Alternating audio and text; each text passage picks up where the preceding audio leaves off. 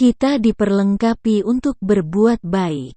Satu pertanyaan Pak dari saya Pak, bagaimana orang-orang di luar Kristen itu mereka berbuat baik dengan ketulusan, tapi kok berbeda dengan orang Kristen yang sudah tahu kebenaran tapi tidak melakukannya, itu gimana tuh Pak? Jadi malah timbul pertanyaan buat saya gitu Pak. Mungkin Pak Kris bisa bantu. Pertanyaannya ke Pak Heri atau ke Pak Kris nih? Kalau Pak ke Kris. Pak Heri yang jawab. Pak Kris. Silakan Pak Kris. Oke, kalau kita lihat di Alkitab ya, khususnya Injil, saya baca di Lukas 16, orang kaya Lazaruslah contohnya. Ya, toh. Tuhan Yesus berkata begini, anjing bisa berbuat baik dalam pengertian menjilat luka Lazarus daripada orang kaya tiap hari pesta. Sebenarnya sindiran untuk bangsa pilihan yang hanya bangga dengan kebesaran jubah ungunya, tapi tidak bisa berbuat apa-apa, belas kasihan pun tidak, apalagi mau tolong, tidak pernah.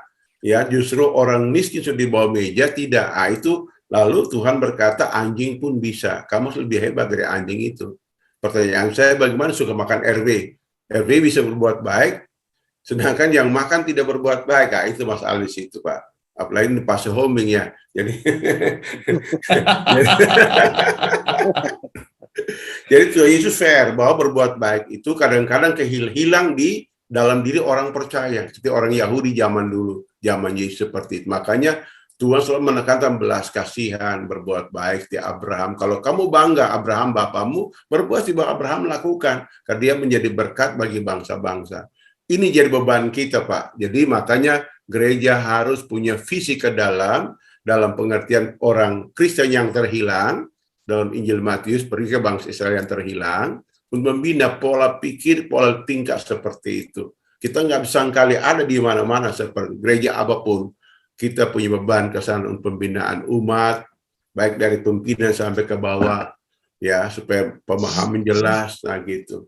Jangan hanya tiap hari kumpul persembahan, ya, pimpinannya melancong ke luar negeri, ya, ke sana kemari, bangga hot macam hari Minggu, otot saya Jaguar, otot saya merek ini, merek itu, sementara uang juga dari kolektif orang miskin di gereja, itu salah pengertian seperti itu. Jadi, karena saya ngomong, saya gembala, saya tahu itu hal-hal seperti itu. Jadi, maksudnya adalah amanat agung Tuhan Yesus, kita membina ke dalam orang bermutu, dan kita juga melangkah keluar untuk menjangkau mereka. Jangan sampai mereka lebih baik dari kita.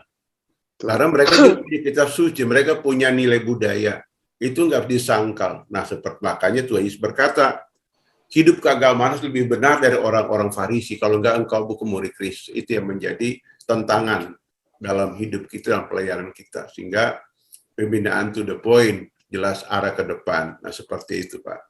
Jadi memang itulah yang menjadi tantangan pelayanan kita ke depan, Pak Siombing, ya. Nah, itulah. Ya, Terima kasih pemimpin saya seperti itu. Ya, Pak Kris, saya setuju karena apa namanya? Berarti yang dari dalamnya ya Pak ya, dari dalam belas kasihan itu harus ditumbuhkan terus Pak ya. Ya, tumbuhkan, perlu tingkat pengertian, pengenalan itu kita ngerti betul apa peranan kita, apa fungsi kita, tujuan Tuhan cipta kita untuk apa. Kalau orang mengerti itu, dia akan pasti berfungsi tanpa disuruh, tanpa diawasi. Dia Karena pasti kan, buat baik. Karena kan kita lihat kalau di gereja itu kebanyakan ya hanya bangga dengan gerejanya, dengan merek tertentu, tapi tidak melakukan apa-apa itu Pak. Ya kalau ya lumayan kalau nggak bikin apa-apa. Kalau banyak bikin kasus lagi jatuh bangun, kembali yang pusing urus terus dia sampai Tuhan Yesus datang, nggak urus yang lain. Karena seperti itu nggak kelar-kelar karakternya itu, sifatnya itu. Padahal niat tulus. Ini harus kita temukan formula untuk mendidik orang-orang begini.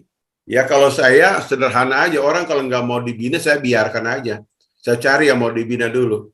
Saya nggak mau buang energi, mau depresi melihat orang-orang begitu. Nanti waktu akan mendidik mereka karena orang jahat pasti dikejar oleh Tuhan. Mau lari kemana? Ke laut seperti Yunus mati telan ikan. Mau lari ke udara seperti siapa? Tuhan kan ada di mana-mana. Jadi kita nggak usah stres juga. Bina aja mau dibina dulu. Ya saya pakai pola seperti ini, seperti Tuhan Yesus. Nasares tolak, saya ke Kapernaum. ya. Nah gitu. Jadi nggak perlu kita terlalu, karena waktu kita singkat dalam pengertian usia kita Tuhan berikan hanya berapa tahun hidup di bumi ini. Kita mesti maksimal mengurus yang bisa diurus.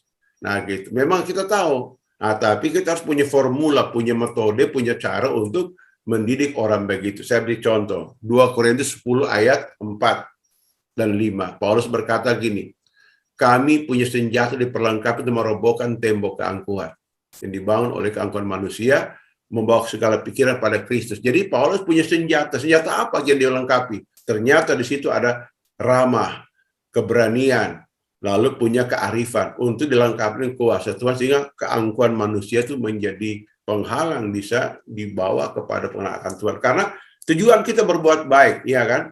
Paulus berkata dalam 2 Timotius pasal 3, akhir zaman masih sukar moral, sukar agama, itu dituliskan dari ayat 1 sampai ayat yang ke-5. Lalu ayat 1 berkata bahwa kamu harus ikut teladanku, beribadah kepadaku, ingat imanmu, hidup di nenek dan mamamu. Lalu kita suci akan mendidik kita melengkapi ayat 17. Orang kepunyaan Allah diperlengkapi berbuat baik. Jadi masa sulit itu kita mesti lari ke sana. Jangan tinggikan sukarnya gitu. Maka saya kurang setuju kalau hanya pendeta khotbah ayat sampai masa sukar gini-gini. Kita temukan solusinya seperti apa. Itu yang disebut kita mesti dilatih, dididik oleh firman Tuhan agar kita bangkit berbuat baik. Karena orang jahat semakin banyak kalau orang baik hanya lipat tangan dan tutup mulut. Kalau orang baik turun tangan dan buka mulut, pasti kejahatan itu semakin, mungkin tidak habis, tapi persentase pasti turun. Karena orang baik bertindak dengan cara baik, cara benar. Itulah yang Tuhan maksudkan.